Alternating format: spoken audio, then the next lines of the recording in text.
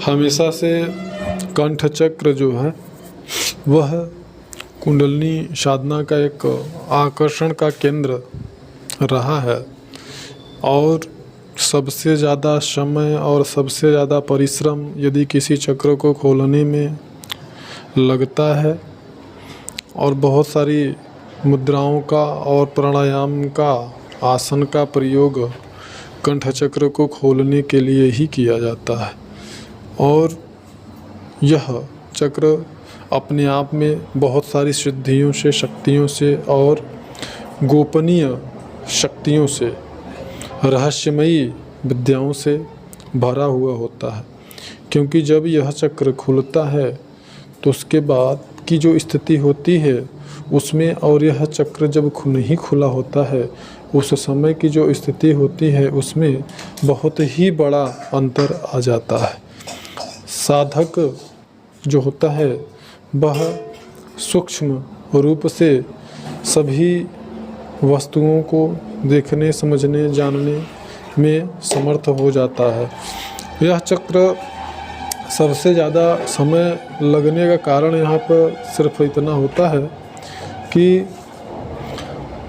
यहाँ पर हमें बहुत सारे ऐसे क्लेशात्मक कर्मों के अवरोध भोगने होते हैं जिन क्लेशात्मक कर्मों के अवरोध को यदि हम कंठ चक्र खुलने के पहले नहीं भोगते हैं तो बाद में हम खुद ही उन अवरोधों में अपना सहयोग, उन अवरोधों को हल्का करना अथवा उस अवरोध को विशेष प्रकार से प्रभावित कर देने में वह साधक स्वयं समर्थ हो जाता है। ऐसी स्थिति में वह योग्यता प्राप्त होने से पहले इस प्रकार के जो कर्म होते हैं, जो समस्याएं होती हैं, क्लेशात्मक जो अवरोध होते हैं, उनको भोग लेना ही यह प्रकृति का विधान है। हम बहुत सारे ऐसे साधक और साधिकाएं हैं और उनके अनुभव इत्यादि भी हमने डाला हुआ है चैनल पर, जो कि उनका ये कहना रहता है कि हम 10 साल से साधना कर रहे हैं तो कोई 20 से, तो कोई 40 साल से कर रहा है। मतलब कि साधना करते करते उनकी वृद्धावस्था आ जाती है और उसके बावजूद उनका जो कंठ होता है वो नहीं खुल पाता है। तो वह नीचे के जो चक्र होते हैं उनमें उनको खुलने में कोई विशेष समस्याएं साधकों को नहीं आती है। एक सामान्य रूप से अगर वो नियमों का पालन करते हुए, संयम का पालन करते हुए, गुरु निर्देश का पालन करते हुए आगे बढ़ते हैं तो उन चक्रों को खुलने में तो समय नहीं लगता है। आपका जो मूलाधार चक्र होता है अथवा स्वादिष्ठान होता है, मणिपुर या नाभि चक्र होता है और हृदय चक्र यानी अनाहत चक्र, इनको खुलने में बहुत ज़्यादा समय नहीं लगता है। लेकिन जब बारी आती है हमारे कंठ चक्र की तो उसमें विशेष प्रकार की जो है कि नाड़ियों का एक गुच्छा और छल्ला टाइप का वहाँ पे होता है। स्थूल रूप से भी वही होता है वहाँ पे, जिसको आप कह सकते हैं कि सारे जो कर्मों के अवरोध होते हैं या सारे जो क्लेशात्मक कर्म होते हैं उनको भोगने का ही एक स्थान कंठ चक्र बनाया गया है। और यही कारण है कि यदि साधक साधना करता है, संयम नियम का पालन करता है, गुरु निर्देश का पालन करता है तो अन्य चक्र तो उसके खुलने में ज़्यादा समय नहीं लगते हैं, परंतु जब यहाँ पे आती है तो उनकी साधना रुक सी जाती है।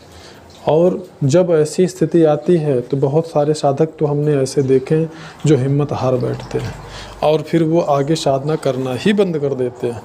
क्योंकि उन्हें लगता है कि अब हमारी जो साधना है वह आगे नहीं बढ़ेगी, क्योंकि विशेष प्रकार का यहाँ पे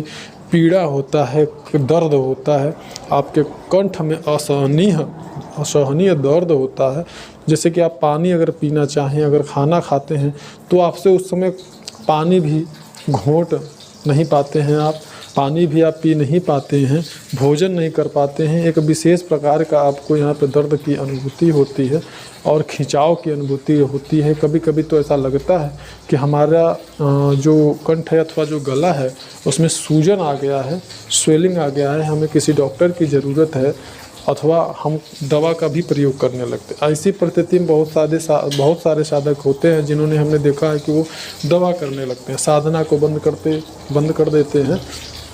और दवा करने लगते हैं। और बहुत से साधक तो मैंने ऐसे देखे हैं जो कि जब यहाँ पे साधना चलती है वो भ्रमित हो जाते हैं और उनको लगता है कि बस हमारा कंठ चक्र खुल गया है और फिर जो है हमें अब क्या करना है। तो ऐसा बिल्कुल नहीं है। कंठ चक्र खुल जाना इतना आसान नहीं होता है जितना आसान लोग समझते हैं अथवा जितना आसान लोगों को बताया जाता है।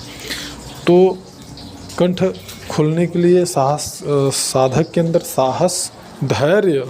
और गुरु निष्ठा, सत्य निष्ठा, यह सारी चीज़ें जो होती हैं वो साधकों के लिए परम आवश्यक होती हैं। और इसीलिए कहा जाता है कि जब आपकी साधना कंठ चक्र पे चल रही हो, ऐसी परिस्थिति में कभी अधर्म युक्त कार्यों में आपको लिप्त नहीं होना चाहिए और परम सात्विक आचरण, विचार, व्यवहार आपका होना चाहिए। धन्यवाद।